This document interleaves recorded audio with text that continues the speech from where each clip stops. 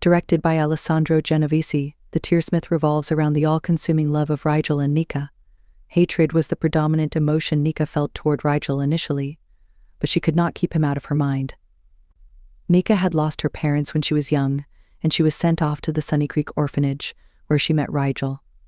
As soon as she stepped into the orphanage, all the colors of her life were snatched away. Along with all of her belongings, the last remaining sign of her mother, a butterfly pendant, was also taken away from her.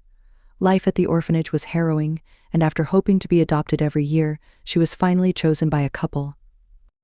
Nica was over the moon when she was adopted by Mr. and Mrs. Milligan. For years she had been dreaming about the day she would finally step out of the orphanage. Parting ways from her best friend Adeline was challenging, but staying back at the grave the orphanage was not an option. Nica was well aware that the torture she was subjected to by Margaret would continue to haunt her even in the outside world, but she hoped to bury it and become the perfect daughter for the couple. The Milligans had recently lost their son, and adopting Nica was their attempt at coping with the loss by providing love and support to someone who desperately needed it.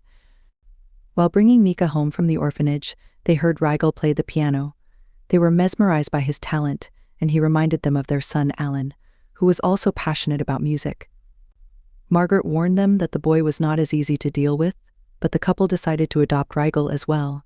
Margaret was not happy with their decision. She physically tortured every child at the grave, but not Rigel. She did not expect him to leave, and she found it difficult to let him go. Nica was also not happy with the decision her adoptive parents had taken. Rigel had never been good to her, and he was the last person she wanted to live under the same roof with. Even though Rigel always pushed Nica away, there was sexual tension between the two. Nica tried to brush aside her thoughts, but Rigel's possessiveness made her wonder if what they felt for each other was not hatred but love. She tried to convince herself that Rigel was the wolf in her fairy tale, and he would ruin the life she was finally getting to build.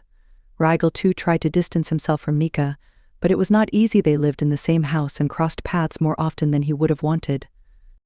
While Nica tried to comprehend the emotions she experienced when she was with Rigel preferred to shut her out completely. He was afraid of the way she made him feel. He wanted to be the cold-hearted man that Miss Margaret had groomed him to be, but every time he saw Nica, his heart raced. Rigel was convinced that he would never be the right man for Nica. She was the definition of perfection to him, and he believed she did not deserve to end up with a man like him. He was under the assumption that the darkness he carried within would destroy the fairy tale life she hoped to live. Moreover, the Milligans planned on making the adoption official after spending a few months with Rigel and Nica. They were unaware that Rigel and Nica were in love and that adopting them would legally turn them into brothers and sisters. Rigel knew how important it was for Nica to get adopted, and he did not believe their forbidden love was worth pursuing. But the thought of parting ways with Nica was painful for him. He could not bear to watch Nica with another man. Rigel roughed him up, and he returned home with a busted lip and a fever. Nica looked after him that night, and they lost control of themselves and gave in to their emotions. After spending the night together, Nica knew that Rigel loved her, but their situation made it impossible for them to be together. Lionel was madly in love with Nica. She was unlike any girl in class, and he was determined to win her heart, but he soon realized that Rigel would pose a threat to his life as long as he was with Nica. Lionel was suspicious of the nature of Rigel and Nica's relationship. While they were technically brothers and sisters, Lionel could sense that there was a romantic angle. Lionel continued to pursue Nica, even though she did not show any interest in him. During the school dance, Lionel took Nica to a room and forced himself on her.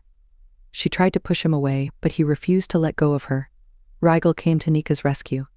That night, he told Anna that he wished to return to the orphanage and was not ready to become a part of her family. He did it for Nica, and he wanted to walk away from her, but he could not do so without bidding her goodbye. Thankfully, he came to the school party on time and rescued Nica from Lionel.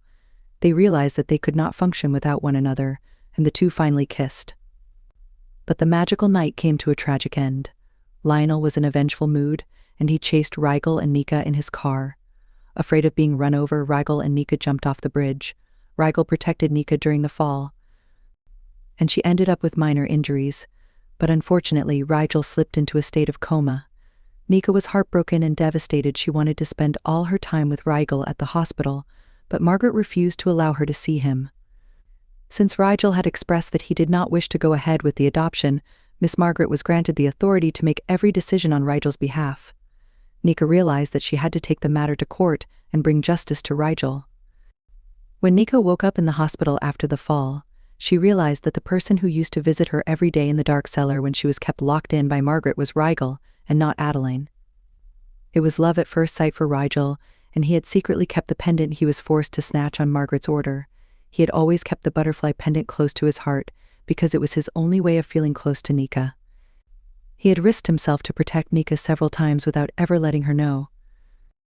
When Adeline confronted him about his love for Nica, Rigel requested that she never let Nica know about it. He tried his best to hide the truth, but when they were together, the spark was impossible to contain. Nica remembered her mother telling her that wolves were always villainized in fairy tales, but that did not necessarily mean that they were evil. Rigel tried his best to be the wolf in her life, but Nica refused to believe that he had any bad intentions at heart. He had always loved her and tried to protect her from Margaret's atrocities, and it was time that she did the same for him. A case was filed against Margaret, and the victims were brought to court for testimony. Some of the victims were still afraid of Margaret, and they provided false testimony in court, but Nica did not give up. When she felt overwhelmed, her adoptive mother, Anna, helped her build back her confidence. Nica stood before the court and accused Margaret of being an abuser and turning the orphanage into a hellhole. She had only recently realized that Margaret's method of torture for Rigel was completely different. While they were physically abused, Margaret made Rigel watch the assaults. She wanted him to feel like a monster for not being able to help the victims, and she had convinced him that he had evil in him. Nica openly admitted in court that they were in love, and that was the reason why Rigel had turned down the adoption. From the time that she had been enrolled at the orphanage, she heard the tale of the Tearsmith.